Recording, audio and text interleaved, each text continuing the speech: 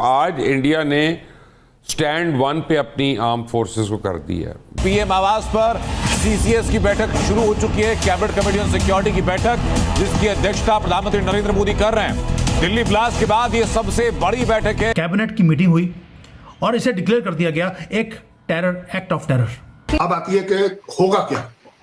This bomb of Delhi is decided by us as a act of terrorism. और हमने पहले बोला था act of terror means act of war, और अब छोड़ा नहीं जाएगा। स्टैंड 1 का मतलब है कि पूरी अफवाज को बता दिया गया है कि 1 घंटे के नोटिस पे आप जंग करने के काबिल होना चाहिए। तो ये खबर ऐसी है कि दिल पर अजीब बिजली सी गिरी है ये खबर सुन के। फिर जंग होगी, फिर कुछ ना कुछ कोई ना कोई झड़प होगी, और अब जो होगी वो पहले से ज्यादा होगी। अब पुलिस और आर्मी के जो जवान हैं उनकी जो छुट्टियां थी वो कैंसिल कर दी गई हैं across multiple states. Delhi blast में गिरफ्तार डॉक्टर शाहीन पर बड़ा खुलासा हुआ है। डॉक्टर शाहीन को जैश से फंडिंग की गई थी। मिनी रिक्रूट कमांड सेंटर के लिए जैश से फंडिंग की गई और इंटेलिजेंस की रिपोर्ट्स आई हैं, और एक रिक्रूटमेंट का सेंटर था जहां पर प्लॉट बनाया गया था कि कैसे अगले 2-3 सालों में जो बच्चियां हैं, बच्चे हैं मुसलमानों के, उनको रेडिकलाइज कैसे करना है। यहाँ एक तरफ पाकिस्तान को मशरकी बॉर्डर से खतरात लाहक हैं, तो दूसरी तरफ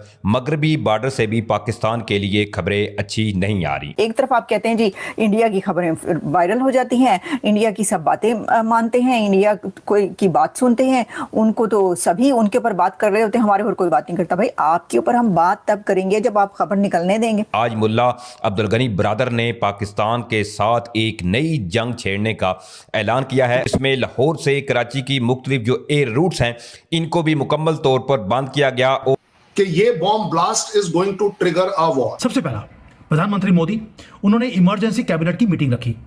ये कोई रूटीन मीटिंग नहीं थी, ये कैबिनेट कमेटी ऑन सिक्योरिटी है जिसे बुलाया गया। पहला एक्शन क्या था उसमें? हर एक चीज बड़ी इंपॉर्टेंट होती है और जो वर्ड्स यूज किए गए हैं वो उससे भी ज्यादा इंपॉर्टेंट है। पहले था 2 मिनट का साइलेंस, जहां पर जो लोग मारे गए उनको श्रद्धांजलि दी गई। उसके बाद रेजोल्यूशन आया, रेजोल्यूशन दिया इंफॉर्मेशन मिनिस्टर अश्विनी वैष्णव ने। ये ऑफिशियल डिक्लेरेशन है कि ये टेरर एक्ट था, टेरर अटैक था, ये ब्लास्ट नहीं था, ये कोई इंसिडेंट नहीं था, ये टेरर अटैक है। और वर्ड्स मैटर करते हैं डिप्लोमेसी में, मैंने पहले बोला है। ये डिक्लेरेशन हर चीज को चेंज कर देती है लीगली। यूएपीए की जो प्रोविजंस हैं उसे हमने एक्टिवेट कर दिया।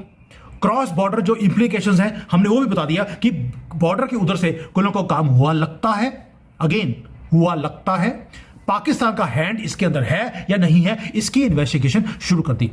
और जैसे ही हमने ये इन्वेस्टिगेशन शुरू करी है, आप देखिए पाकिस्तान ने क्या किया।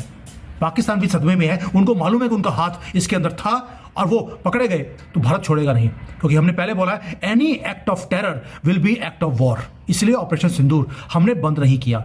कृष्ण जी की बात याद है आपको कि हे द्रौपदी, तुम्हें कृष्ण के ऊपर विश्वास हो ना हो, दुर्योधन पे विश्वास रखना। मोदी जी को मालूम था ये ऐसी पूंछ है जो सीधी नहीं हो सकती, ये गलती करेंगे।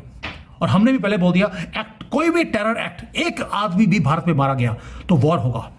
अब पहले बात है, कई लोगों ने बोलना शुरू कर दिया कि यार 10 तारीख को बॉम्ब ब्लास्ट हुआ, 12 तारीख 2 दिन लग गए हमें एक मीटिंग करने के लिए, ऐसा क्यों? पहले बात यह आपको समझनी पड़ेगी कि हम सीधा पाकिस्तान की तरफ एक इररिस्पॉन्सिबल कंट्री नहीं है। हम पहले एविडेंस इकट्ठे करते हैं। मैंने कल भी वीडियो बनाया था कि हम एविडेंस इकट्ठे कर रहे हैं ताकि डोनाल्ड ट्रंप के मुंह पे मारा जाए कि बेटा तेरा जो नया तो मुसलमान बना है, ये देख तेरे बच्चे ने क्या किया। उसके बाद कोई जो सपोर्ट मिलती है पाकिस्तान को अमेरिका से, उसको बंद करवाना है, क्योंकि American president wrong side of the history नहीं आना चाहता। और हमने क्या किया, फोरेंसिक्स की रिपोर्ट जो टीम्स है उनको भेज दिया। सीसीटीवी कैमरे जो फुटेज है उसको एनालाइज किया जा रहा है। केमिकल कॉम्पोजिशंस कैसे थे उनको टेस्ट किया जा रहा है। इंटेलिजेंस जो है वो क्रॉस रेफर हो रही है मल्टीपल लेवल्स पर, ताकि 1 और 2 दिन लग गए पूरा कंक्लूसिव प्रूफ इकट्ठा करने में। जब सारे प्रूफ हमारे पास आ गए, उसके बाद एक कैबिनेट की मीटिंग रखी गई और फिर डिक्लेरेशन की एक्ट ऑफ टेरर है, ताकि अब हम जब युद्ध करना चाहेंगे तो हम कर सकते हैं। मैंने पहले बता दिया 2 बहुत बड़ी डेट्स आ रही हैं, 26/11 और वो महादिन 6 दिसंबर, जब गंदी बाबरी मस्जिद हमेशा के लिए हमने दफन कर दी। दफन क्या, हिस्ट्री की बुक से खत्म कर दिया उसको। अब इसको कंपेयर कीजिए पाकिस्तान के साथ। पाकिस्तान में बॉम्ब ब्लास्ट होता है, आसिम मुनीर बोलता है कि ये तो तालिबान ने किया, और गवर्नमेंट का स्टेटमेंट ये है कि सिलेंडर एक्सप्लोड हो गया था आधे घंटे पे। उन्होंने डिक्लेयर भी कर दिया कि आधे घंटे पहले बोला तालिबान ने करवाया है भारत के कहने पर, और उसके बाद बोल दिया ये तो सिलेंडर फटा था। इनका तो कुछ ना कुछ फटा ही रहता है। कोई इन्वेस्टिगेशन नहीं, सिर्फ डिनाइल, अपनी धाक बचाने के लिए।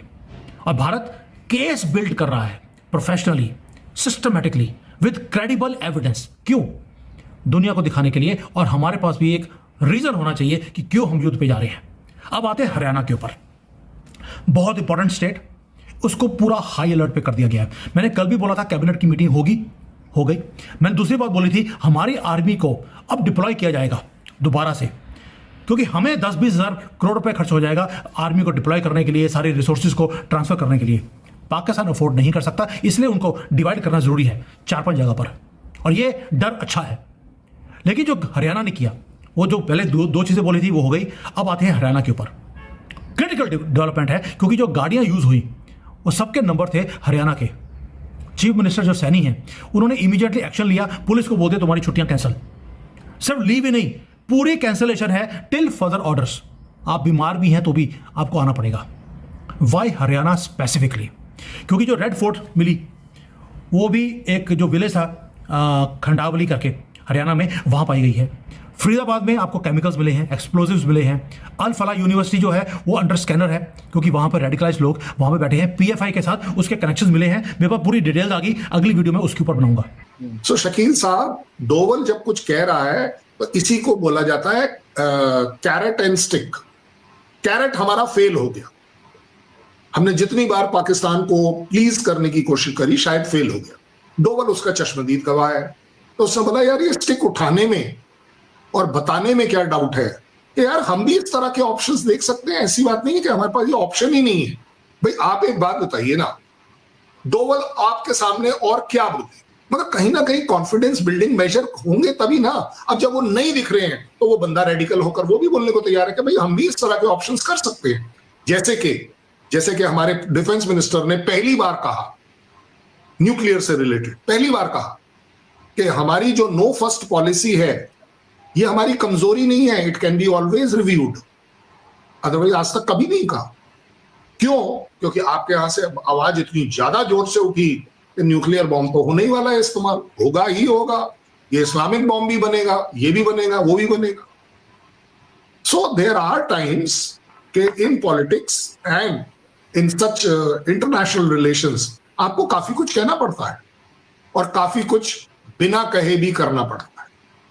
ट्रंप के पास जो मैसेज है इंडिया का, देख लीजिए, कल उन्होंने बोल दिया कि India is right now not happy with me but they will very soon be happy with.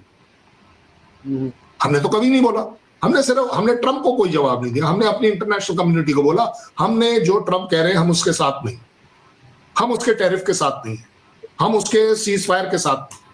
हमारा अपना डिसीजन मेकिंग है, हमने अपना डिसीजन मेकिंग किया है। वो हमारे और पाकिस्तान के बीच की बात है, ये हम दोनों के बीच का मामला है, इसके बीच में तीसरी पार्टी नहीं।